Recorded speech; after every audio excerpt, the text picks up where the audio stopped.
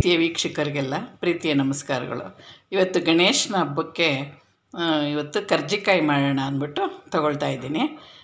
ಒಂದು ಅಳತೆ ಮೈದಾ ಹಿಟ್ಟು ತೊಗೊಂಡಿದ್ದೀನಿ. ಅಂದರೆ ಇದು 1/4 kg ಇದೆ ಮೈದಾ ಹಿಟ್ಟು.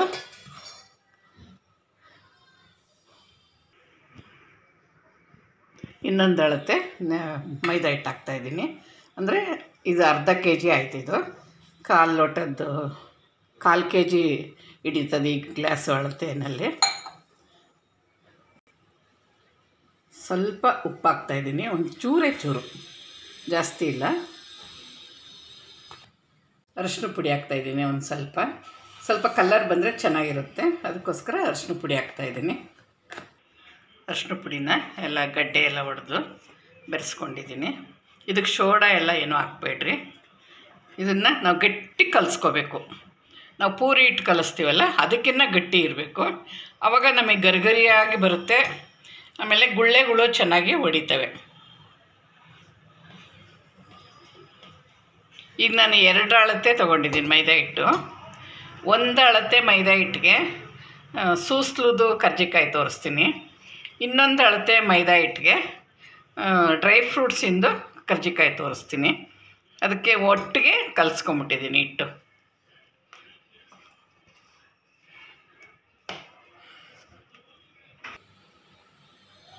ಈ ಥರ ಕಲಿಸ್ಕೋಬೇಕು, ಗಟ್ಟಿ ಇರಬೇಕು. ಎಷ್ಟು ಗಟ್ಟಿ ನಾವು ಕಲಿಸ್ಕೊತೀವೋ ಅಷ್ಟು ಚೆನ್ನಾಗಿ ಕರ್ಜಿಕಾಯಿ ಬರುತ್ತೆ. ನೋಡ್ರಿ ಎಷ್ಟು ಗಟ್ಟಿಯಾಗಿ ಕಲಿಸ್ಕೊಂಡಿರೋದು. ಈ ಥರ ಕಲಿಸ್ಕೊಂಡು ಎಣ್ಣೆ ಏನು ಹಚ್ಚಕ್ಕೆ ಹೋಗ್ಬೇಡ್ರಿ. ಆಮೇಲೆ ಕಲಸೋವಾಗ ಕಾದೆಣ್ಣೆನೂ ಬಿಡಬಾರ್ದು. ಬರೀ ಅರಿಶಿನ ಪುಡಿ ಹಾಕ್ಕೊಂಡು ಒಂದು ಚುಟ್ಕೆ ಉಪ್ಪು ಹಾಕ್ಕೊಂಡು ಇದನ್ನು ಕಲಸೋದು. ಗಟ್ಟಿ ಕಲಿಸ್ಬಿಟ್ಟು ಇದನ್ನು ಒಂದು ಪ್ಲೇಟ್ ಹಾಕಿ ಮುಚ್ಚಿಟ್ಬಿಡೋಣ. ಇವಾಗ ನಾವು ಸೂಸ್ಲು ಮಾಡ್ಕೊಳ್ಳೋವರೆಗೂ ಇದು ನೆಂದಿರುತ್ತೆ. ಇದು ಕೈ ಮಾಡೋಕ್ಕೆ ಬೇಕಾಗಿರೋ ಸಾಮಾನುಗಳು: ಒಣಕೊಬ್ಬರಿ, ಕಡಲೆಕಾಯಿ ಬೀಜ, ಶೇಂಗಾ ಬೀಜ, ಬೆಲ್ಲ, ಗಸಗಸೆ, ಕಡಲೆಪಪ್ಪು, ಉರ್ಗಡ್ಲೆ ಅಂತಲೂ ಅಂತಾರೆ, ಕಡಲೆಪಪ್ಪು ಅಂತಾರೆ, ಎಳ್ಳು, ಏಲಕ್ಕಿ, ಇದು ಜಾಕಾಯಿನೂ ತುರಿದು ಪುಡಿ ಮಾಡಾಕ್ಬೋದು, ಚೆನ್ನಾಗಿರುತ್ತೆ ಟೇಸ್ಟು. ಇದನ್ನೆಲ್ಲ ಎಳ್ಳು, ಗಸಗಸೆ, ಕಡಲೆ ಬೀಜ ಮೂರನ್ನು ಹುರ್ಕೊಂಡು ಸಪ್ರೇಟ್ ಬೇರೆ ಹುರ್ಕೋಬೇಕು. ಹುರ್ಕೊಂಡು ಕಡಲೆಪಪ್ಪನ್ನ ಒಂದೊಂದಕ್ಕೂ ಸ್ವಲ್ಪ ಹಾಕ್ಕೊಂಡು ಪುಡಿ ಮಾಡ್ಕೊತೀನಿ. ಗಸಗಸೆಗೂ ಕಡಲೆಪಪ್ಪು ಹಾಕ್ಕೊಂಡು ಪುಡಿ ಮಾಡ್ಕೊತೀನಿ. ಎಳ್ಳಿಗೂ ಕಡಲೆಪಪ್ಪು ಹಾಕ್ಕೊಂಡು ಪುಡಿ ಮಾಡ್ಕೊತೀನಿ. ಕಡಲೆ ಬೀಜ ಸಪ್ರೇಟಾಗಿ ಹಂಗೆ ಪುಡಿ ಮಾಡ್ಕೊಳ್ತಾಯಿದ್ದೀನಿ. ಇದು ಕರ್ಜಿಕಾಯಿ, ಪಂಚಕಜ್ಜಾಯ ಇದು ಕರ್ಜಿಕಾಯಿ ಇದು ಅಂತ ಹೆಸರು. ನಿಮಗೆ ಬರೀ ಗಸಗಸೆದೇ ಬೇಕು ಅಂದರೆ ನಾನು ಬಾಕ್ಸಲ್ಲಿ ಹಾಕಿರ್ತೀನಿ ಏನೇನು ಎಷ್ಟೆಷ್ಟು ಹಾಕಬೇಕು ಅಂತ. ನಿಮಗೆ ಜಾಸ್ತಿ ಬೇಕು ಅಂದರೆ ಡಬಲ್ ಮಾಡ್ಕೊಳ್ರಿ, ಇನ್ನು ಕಮ್ಮಿ ಬೇಕು ಅಂದರೆ ಸಿಂಗಲ್ ಮಾಡ್ಕೊಳ್ರಿ ಅಳತೆಗಳು. ನಾನು ಕರ್ಜಿಕಾಯಿದು ಗಸಗಸೆದು ಹಾಕಿರ್ತೀನಿ, ಎಳ್ಳಿಂದ ಹಾಕಿರ್ತೀನಿ, ಕಡಲೆಕಾಯಿ ಬೀಜದ್ದು ಹಾಕಿರ್ತೀನಿ, ಒಣಕೊಬ್ಬರಿದು ಹಾಕಿರ್ತೀನಿ. ಬೇರೆ ಸಪ್ರೇಟಾಗಿ ಹಾಕಿರ್ತೀನಿ. ಬೇರೆದು ಮಾಡಿ. ಕೆಲವರು 5 ಥರ ಕಡುಬು, 9 ಥರ ಕಡುಬು ಈ ಥರ ಎಲ್ಲ ಮಾಡ್ತಾರೆ. ಆವಾಗ ಆ ಥರದ್ದು ಬೇಕಾಗುತ್ತೆ. ಗಸಗಸೆ ಹುರ್ಕೊಂಡಿದ್ದೀನಿ, 50 ಗ್ರಾಮ್ ಇದೆ. ಅದಕ್ಕೆ ಏಲಕ್ಕಿ ಹಾಕ್ಕೊಳ್ತಾ ಇದ್ದೀನಿ. ಈ ಗಸಗಸೆ ಬರೀ ಒಂದನ್ನೇ ನಾವು ಪುಡಿ ಮಾಡೋಕ್ಕೋದ್ರೆ ಉಂಡೆ ಕಟ್ಕೊಳುತ್ತೆ. ಅದಕ್ಕೆ ಸ್ವಲ್ಪ ಕಡಲೆಪಪ್ಪು ಹಾಕ್ಕೊಂಡು ನಾವು ಪುಡಿ ಮಾಡ್ಕೋಬೇಕು. ಇದು ಎಳ್ಳು ಅಷ್ಟೇ. ಎಳ್ಳು 100 ಗ್ರಾಮ್ ಇದೆ. ಇದು 50 ಗ್ರಾಮು, ಇದು 100 ಗ್ರಾಮು. ಇದಕ್ಕೂ ಅಷ್ಟೇ ಕಡಲೆಪಪ್ಪು ಹಾಕ್ಕೊಂಡು ಪುಡಿ ಮಾಡ್ಕೋಬೇಕು ನಾವು.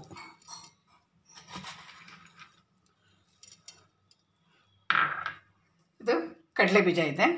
ಕಡಲೆ ಬೀಜ 200 ಗ್ರಾಮು. ಅದು 50, ಅದು 100, ಇದು 200. ಕಡಲೆಪಪ್ಪು ಎಲ್ಲದಕ್ಕೂ ಬೇಕಲ್ವ ನಾವು ಹಾಕ್ಕೊಳ್ಳೋಕ್ಕೆ, ಅದರಿಂದ ಸ್ವಲ್ಪ ಹೆಚ್ಚಿಗೆನೇ ತೊಗೊಂಡಿದ್ದೀನಿ. ಒಣಕೊಬ್ಬರಿನೂ ಅಷ್ಟೇ 2 ಹೋಳು ತುರಿದುಕೊಂಡಿದ್ದೀನಿ. ಇದನ್ನೆಲ್ಲ ಪುಡಿ ಮಾಡಿ ಬೆರೆಸ್ಕೊಂಡು ನಾವು ಅಳತೆ ಮಾಡಬೇಕು. ಅಳತೆ ಮಾಡಿ ಅದು ಎಷ್ಟು ಅಳತೆ ಬರುತ್ತೋ ಅಷ್ಟು ಬೆಲ್ಲನ ನಾವು ಬೆರೆಸ್ಕೋಬೇಕು. ಆವಾಗ ಬೆಲ್ಲನ ಇವಾಗೆಲ್ಲನೂ ಪುಡಿ ಬೇರೆ ಪುಡಿ ಮಾಡ್ಕೊಳ್ತೀನಿ. ಬೆರೆಸಿ ನಿಮಗೆ ಬೆಲ್ಲನೂ ಪುಡಿ ಮಾಡಿ ಬೆರೆಸೋದನ್ನು ಅಳತೆ ಮಾಡಿ ಬೆರೆಸೋದನ್ನ ತೋರಿಸ್ಕೊಡ್ತೀನಿ. ಇದು ಗಸಗಸೆ ಪುಡಿ, ಇದು ಎಳ್ಳು ಪುಡಿ, ಇದು ಕಡಲೆಕಾಯಿ ಬೀಜ, ಶೇಂಗಾ ಬೀಜ, ಇದನ್ನು ಹಾಕೊಂಡು ಬೆರೆಸ್ಕೊಳ್ಳಿ. ಗಸಗಸೆ ಪುಡಿ ಹಾಕ್ತಾಯಿದ್ದೀನಿ, ಎಳ್ಳು ಪುಡಿ ಹಾಕ್ತಾಯಿದ್ದೀನಿ. ನೋಡಿರಿ, ಕಡಲೆಪಪ್ಪು ಹಾಕ್ಕೊಂಡು ಪುಡಿ ಮಾಡಿದ್ರೆ ಈ ಥರ ಉದುದ್ರಾಗಿ ಬರ್ತದೆ, ಹಸಿಟ್ಟು ಥರ ಬರುತ್ತೆ. ಕಡಲೆಕಾಯಿ ಬೀಜದ್ದು, ಶೇಂಗಾ ಬೀಜನೂ ಹಾಕಿ ಪುಡಿ ಮಾಡಿರೋದು ಹಾಕ್ತಾಯಿದ್ದೀನಿ. ಇವಾಗ ಇದನ್ನು ನಾವು ಬೆರೆಸ್ಕೋಬೇಕು. ಏಲಕ್ಕಿ ನಾನು ಗಸಗಸೆನಲ್ಲೇ ಹಾಕಿದ್ದೀನಿ. ಗಸಗಸೆ ನಿಧಾನವಾಗಿ ನುಣ್ಣಗಾಗೋದ್ರಿಂದ ಏಲಕ್ಕಿನೂ ಜೊತೆನಲ್ಲಿ ನುಣ್ಣಗಾಗ್ಬಿಡುತ್ತೆ ಚೆನ್ನಾಗಿ. ಇದು ಬೆರೆಸ್ಕೊಂಡಿದ್ದಾಯಿತು. ಇವಾಗ ಅಳತೆ ಮಾಡಿಕೊಂಡು ಇವಾಗ ನಾವು ಎಷ್ಟು ಇದು ಅಳತೆ ಐತೋ ಅಷ್ಟು ಬೆಲ್ಲ ಬೆರೆಸ್ಕೋಬೇಕು ನಾವು. ಆಮೇಲೆ ಬೆಲ್ಲ ಬೆರೆಸಿದ್ಮೇಲೆ ಹಸಿ ಕೊಬ್ಬರಿ ಬೇಕು ಅಂದರೆ ನಮಗೆ ಯಾವಾಗ ಬೇಕೋ ಮಾಡೋವಾಗ ಹಸಿ ಕೊಬ್ಬರಿ ಬೆರೆಸ್ಕೋಬೇಕು. ಒಣಕೊಬ್ಬರಿನೂ ಅಷ್ಟೇ, ಯಾವಾಗ ನಾವು ಮಾಡ್ತೀವೋ ಆವಾಗ ಒಣಕೊಬ್ಬರಿನೂ ಬೆರೆಸ್ಕೋಬೋದು. ಇದೊಂದು ಅಳತೆ ಮಾಡಿ ಹಾಕ್ಕೊಂಡಿದ್ದೀನಿ ಇದರೊಳಕ್ಕೆ. ಇದೊಂದು ಅಳತೆ, ಇನ್ನೊಂದು ಅರ್ಧ ಆಗುತ್ತೆ. 2.5 ಲೋಟ ಅಳತೆ ಆಯಿತು. ನಾನು ಲೋಟದಲ್ಲಿ ಅಳತೆ ಹಾಕ್ತಾಯಿದ್ದೀನಿ, ಅದರಿಂದ 2.5 ಲೋಟ ಆಯಿತು. ಇವಾಗ ಬೆಲ್ಲನೂ ನಾವು 2.5 ಅಳತೆ ಬೆಲ್ಲ ಹಾಕ್ಕೋಬೇಕು. ಬೆಲ್ಲ ಒಂಚೂರು ಕಡಲೆಪಪ್ಪು ಹಾಕ್ಕೊಂಡು ಪುಡಿ ಮಾಡಿದ್ದಕ್ಕೆ ನೋಡಿರಿ ಈ ಥರ ಉದುದ್ರಾಗಿ ಬರ್ತದೆ ಬೆಲ್ಲ. ಇನ್ನೊಂದು ಲೋಟ ಹಾಕ್ಕೊಳ್ತಾ ಇದ್ದೀನಿ. ಇದಕ್ಕೂ ಸ್ವಲ್ಪ ಒಂದು ಪುಡಿ ಹಾಕ್ಕೊಳ್ಳೋಣ. ಕಡಲೆಪಪ್ಪು ಇದ್ದಿದ್ದನ್ನ ಪುಡಿ ಮಾಡ್ಕೊಂಡು ಇಟ್ಕೊಂಡಿದ್ದೀನಿ ನಾನು. ಈಗ ಇದನ್ನು ನುಣ್ಣೆ ಮಾಡಿ, ಜಾಸ್ತಿ ಸ್ವಲ್ಪ ಸ್ವೀಟ್ ತಿನ್ನೋರಾದರೆ 2.5 ಹಾಕ್ಕೊಳ್ರಿ. ಕರೆಕ್ಟಾಗಿ ಸ್ವೀಟ್ ನಮಗೆ ಸಾಕು ಅನ್ನೋರು 2 ಹಾಕ್ಕೊಳ್ರಿ. ನಾನಿವಾಗ 2 ಹಾಕ್ತಾಯಿದ್ದೀನಿ ಬೆಲ್ಲ. ಇನ್ನೊಂದು ಲೋಟ ಅಳತೆಯಲ್ಲಿ ಬೆಲ್ಲ ಹಾಕ್ತಾಯಿದ್ದೀನಿ. 2 ಲೋಟ ಆಯ್ತು ಇವಾಗ ಒಟ್ಟು. ಈ ಥರ ಮಾಡಿಕೊಂಡು ನಿಮಗೆ ಯಾವಾಗ ಬೇಕು ಆವಾಗ ಹಸಿ ಕೊಬ್ಬರಿ ಬೇಕಾ ಅಥವಾ ಒಣಗಿದ ಕೊಬ್ಬರಿ ಬೇಕಾ ಬೆರೆಸ್ಕೋಬೋದು. ಇದು ಇರುತ್ತೆ ಸ್ವೀಟು. ಪುಡಿ ಎಲ್ಲ ಕರೆಕ್ಟಾಗಿ ರೆಡಿ ಇರುತ್ತೆ. ಪುಡಿ ಬೆರೆಸ್ಕೊತಾ ಇದ್ದೀನಿ, ಒಣ ಕೊಬ್ಬರಿ ಬೆರೆಸ್ಕೊತಾ ಇದ್ದೀನಿ.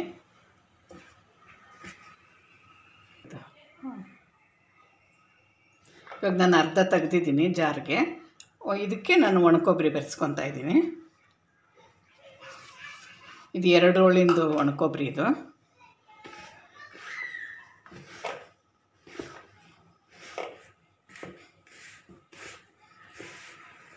ಕರೆಕ್ಟಾಗಿ ಸ್ವೀಟ್ ಇರುತ್ತೆ. ಇನ್ನೊಂದು ಸ್ವಲ್ಪ ಜಾಸ್ತಿ ಸ್ವೀಟ್ ಇನ್ನೋರು ಇನ್ನೊಂದು ಸ್ವಲ್ಪ ಬೆಲ್ಲ ಬೆರೆಸ್ಕೋಬೋದು. ಇದನ್ನು ಹಾಗೆ ಎತ್ತಿಟ್ಕೊಂಡ್ರೆ ಇದಕ್ಕೆ ಹಸಿ ಕೊಬ್ಬರಿನ ತುರಿನ ಬೆರೆಸ್ಕೊಳ್ಳೋದಷ್ಟೇ ಇದಕ್ಕೆ ಕೆಲಸ. ಇದಕ್ಕೆ ಹಸಿ ಕೊಬ್ಬರಿದು ರೆಡಿ ಆಯಿತು, ಒಣ ಕೊಬ್ಬರಿದು ರೆಡಿ ಆಯಿತು. ಒಣ ಕೊಬ್ಬರಿನ ಕರ್ಜಿಕಾಯಿ ಮಾಡ್ಕೊಳ್ಳೋದು, ಹಸಿ ಕೊಬ್ಬರಿದು ಕಡುಬು ಮಾಡ್ಕೊಳ್ಳೋದು. 1 ಸ್ಪೂನ್ ಮೈದಾ ಹಿಟ್ಟಿಗೆ ಒಂದು ಸ್ವಲ್ಪ ನೀರು ಹಾಕ್ಕೊಂಡು, ಹಸಿ ನೀರು ಹಾಕ್ಕೊಂಡು ಇದನ್ನು ಪೇಸ್ಟ್ ಮಾಡ್ಕೊಂಡಿದ್ದೀನಿ. ಸುಮ್ಮನೆ ಹಸಿದೇ ಕದ್ರೋದು ಅಷ್ಟೇ. ಇದು ಸ್ವಲ್ಪ ಎದ್ಗಂಡು ಅರಿಯೋಕ್ಕೆ ಮೈದಾ ಹಿಟ್ಟು ತೊಗೊಂಡಿದ್ದೀನಿ. ಇದು ಸೂಸ್ಲು, ಇದು ಕರ್ಜಿಕಾಯಿ ಮಡ್ಚೋದಕ್ಕೆ ತೊಗೊಂಡಿದ್ದೀನಿ.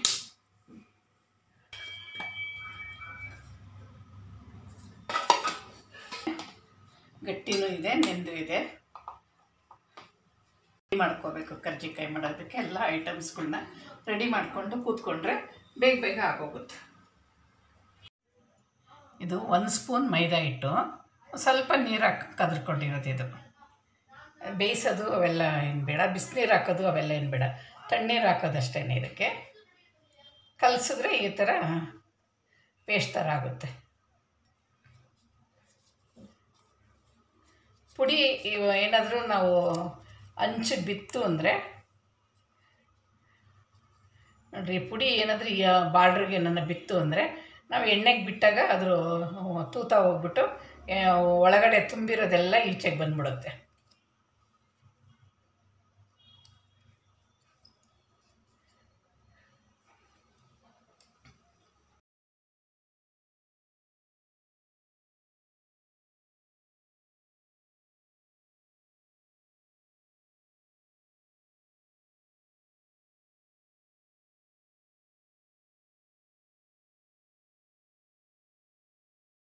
ಎಲ್ಲನೂ ಮಾಡಿ ರೆಡಿ ಮಾಡಿ ಇಟ್ಕೊಂಡು ಆಮೇಲೆ ಎಣ್ಣೆ ಕರಿಯೋದಕ್ಕೆ ಎಣ್ಣೆ ಬಾಣಲಿ ಇಟ್ಕೊಂಡು ಕರಿಯೋಣ.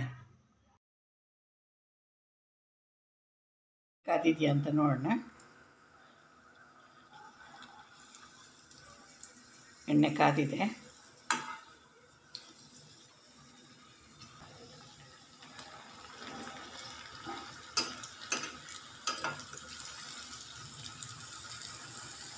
ಎಣ್ಣೆ ಕಾದ್ಮೇಲೆ ಹಾಕಬೇಕು.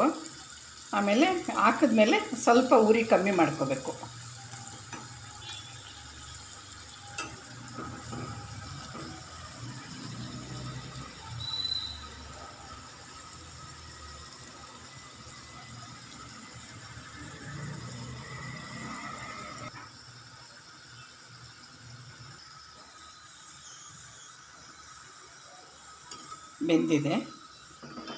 ಬೆಂದಿದೆ ಅಂತ ನಮ್ಗೆ ಹೆಂಗೆ ಗೊತ್ತಾಗೋದು ಅಂದರೆ ಬ್ರೌನ್ ಕಲರ್ ಬರುತ್ತೆ. ಸಣ್ಣ ಉರಿನಲ್ಲಿ ನಾವು ಎಣ್ಣೆ ಕಾದ್ಮೇಲೆ ಹಾಕ್ತೀವಿ. ಆಮೇಲೆ ಬ್ರೌನ್ ಕಲರ್ ಬರೋವರೆಗೂ ಉರಿ ಕಮ್ಮಿ ಉರಿನಲ್ಲಿ ನಾವು ಕರ್ಜಿಕಾಯಿನ ಅದರೊಳಗೆ ಹಾಕೋದು.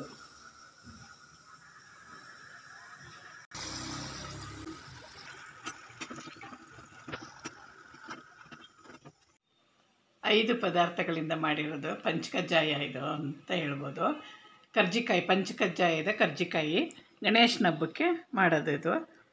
ಎಲ್ಲರೂ ಈ ಥರ ಮಾಡಿ ಚೆನ್ನಾಗಿ ಹಬ್ಬ ಆಚರಿಸ್ರಿ. ಎಲ್ಲರೂ ತುಂಬ ಖುಷಿಯಾಗಿರ್ರಿ.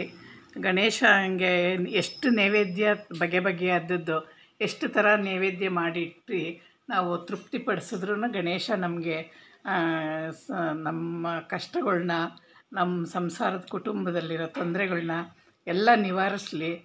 ಮನೆಯಲ್ಲಿ ಸೌಭಾಗ್ಯ ಕೊಡಲಿ. ಮನೆಯಲ್ಲಿ ಕೀರ್ತಿ ಬರೋವಾಗ ಅನಿಸ್ತದೆ, ಆರೋಗ್ಯ ಭಾಗ್ಯ ಎಲ್ಲನೂ ಕೊಡಲಿ ಅಂತ ದೇವರಲ್ಲಿ ಪ್ರಾರ್ಥಿಸ್ಕೊಂಡು ಈ ಕಡುಬು ಕರ್ಜಿಕಾಯಿನ, ಪಂಚಕಜ್ಜಾಯದ ಕರ್ಜಿಕಾಯಿನ ಗಣಪತಿಗೆ ನೈವೇದ್ಯ ಮಾಡ್ತಾಯಿದ್ದೀನಿ ನಾನು. ಎಲ್ಲರೂ ನೀವು ಅಷ್ಟೇ ಎಲ್ಲರೂ ಗಣಪತಿಗೆ ತೃಪ್ತಿಯಿಂದ ಹಬ್ಬ ಆಚರಿಸ್ರಿ. ಗಣೇಶನ ಹಬ್ಬದ ಶುಭಾಶಯಗಳೆಲ್ಲರಿಗೂ. ಇಷ್ಟೊತ್ತು ವಿಡಿಯೋ ನೋಡಿದ್ದೀರಾ, ಲೈಕ್ ಮಾಡಿ, ಸಬ್ಸ್ಕ್ರೈಬ್ ಮಾಡಿರಿ. ನಾನೆಲ್ಲ ಸೋಷಿಯಲ್ ಮೀಡಿಯಾದಲ್ಲೂ ಇದ್ದೀನಿ, ಫಾಲೋ ಮಾಡಿ. ವೆಬ್ಸೈಟ್ cookingranny.com ಅಲ್ಲೂ ಇದ್ದೀನಿ, ವಿಸಿಟ್ ಕೊಡಿ. ನಿಮ್ಮ ಅನಿಸಿಕೆಗಳನ್ನ ಕಮೆಂಟ್ ಮೂಲಕ ತಿಳಿಸ್ರಿ. ಈ ವಿಡಿಯೋನ ನಿಮ್ಮ ಫ್ರೆಂಡ್ಸ್ ರಿಲೇಷನ್ಗೆಲ್ಲ ಶೇರ್ ಮಾಡಿ. ನಿಮ್ಮ ಕಮೆಂಟ್ಗೋಸ್ಕರ ಕಾಯ್ತಾ ಇರ್ತೀನಿ.